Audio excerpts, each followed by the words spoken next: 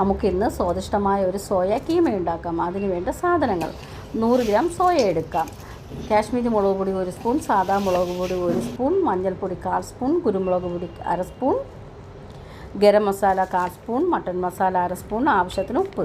2 സവാള എടുക്കാം, 10 അല്ലി വെളുത്തുള്ളി, 1 ചെറിയ കഷ്ണം ഇഞ്ചി, 1 തക്കാളി. ഇതെല്ലാം അരിഞ്ഞ് മാറ്റി വയ്ക്കാം. ആദ്യം സോയ തിളച്ച വെള്ളത്തിലിട്ട് വേവിച്ചെടുക്കാം. എന്നിട്ട് കഴുകി പിഴിഞ്ഞ് മിക്സിയിലിട്ട് ഒരടി അടിച്ചെടുക്കാം. അടുപ്പിൽ ചട്ടി വെച്ച് എണ്ണ ചൂടാകുമ്പോൾ വെളുത്തുള്ളി ഇട്ട് വരട്ടി അതിൽ ഇഞ്ചി ചേർത്ത് കൊടുക്കാം. ഇഞ്ചി ഇട്ടതിന് ശേഷം നമുക്ക് സവാള ഇടാം. സവാള ഒന്ന് നിറം മാറാൻ തുടങ്ങുമ്പോൾ ഉപ്പിട്ട് കൊടുക്കാം. അത് കഴിഞ്ഞ് നമുക്ക് തക്കാളി ഇടാം. തക്കാളി ഒന്ന് വെന്ത് വരുമ്പോഴത്തേക്കും മസാല ഇട്ട് വരട്ടി കൊടുക്കാം. അതൊന്ന് മൂത്ത് വരുമ്പോൾ മിക്സിയിൽ അടിച്ച് വെച്ചിരിക്കുന്ന സോയ ഇട്ട് കൊടുക്കുക.